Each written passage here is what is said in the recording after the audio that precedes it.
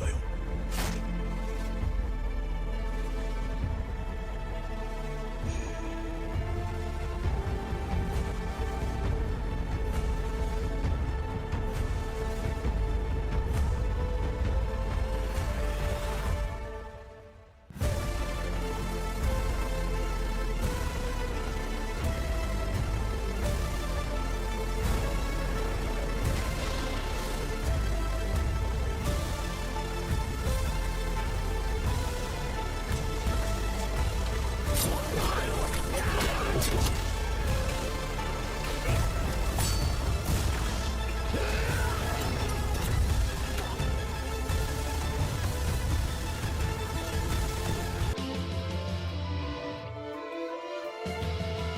Et les fans d'anime, les fans de manga, j'ai une question pour vous. Qui est le meilleur épéiste dans les animés et les mangas?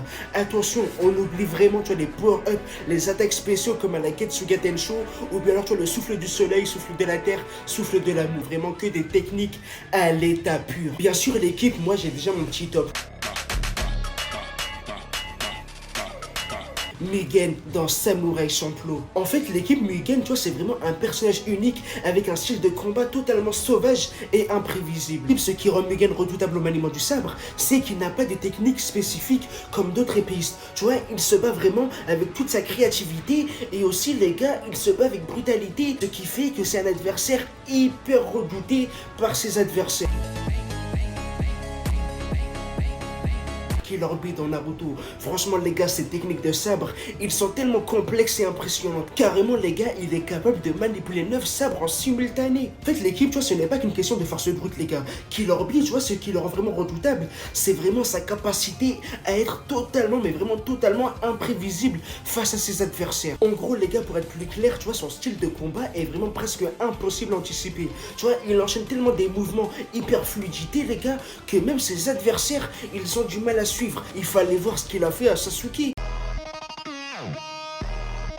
Shin Imura, surnommé Patosai le tueur, les gars. Franchement, c'est un véritable monstre du maniement du sabre. En fait, l'équipe, sa vitesse et son agilité, les gars, ils sont hors du commun. Ce qui le distingue des autres épistes, les gars, c'est que lui, il a une philosophie de non-violence. Carrément, les gars, il a juré de ne plus jamais tuer un être humain, les gars. Malgré ça, les gars, ça va pas l'empêcher d'être un redoutable adversaire en technique de sabre, en combat de sabre. J'ai beaucoup hésité à le mettre premier, mais j'ai juré, les gars, les deux autres qui vont suivre, c'est vraiment les icônes du maniement du sabre.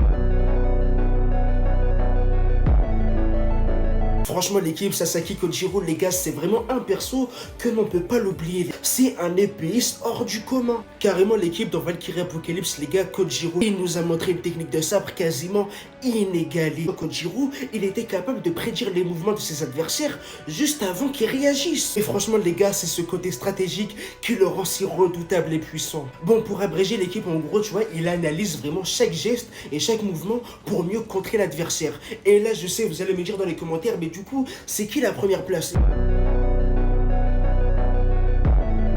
Miyamoto Musashi dans Vagabond. En fait, l'équipe Miyamoto Musashi, les gars, c'est un sabreur légendaire. Tu vois, il est vraiment l'icône du maniement du sabre. C'est un perso qui a réellement existé dans notre vie, les gars. C'est un perso historique. L'équipe, pour être clair et net, Musashi, tu vois, c'est vraiment le sabreur qui est né pour le sabre. Carrément, je pense même, les gars, que le maniement du sabre, il a été créé pour Miyamoto Musashi. C'était un véritable démon, un véritable fauve. Il a perdu aucun de ses matchs. Écrivez Miyamoto Musashi et vous allez voir de votre propre yeux, les gars, comment c'est une véritable légende. C'est lui l'icône du maniement du sabre. Bref, faites-le-moi savoir dans les commentaires, les gars, vous en pensez quoi? Pour vous, c'est qui le meilleur sabreur de sabre? Vraiment à l'état pur, les gars, sans pouvoir, sans rien. Bon, merci d'avoir regardé la vidéo jusqu'au bout. N'oubliez pas de lâcher un petit pouce bleu et un petit commentaire. Sur ce, au revoir.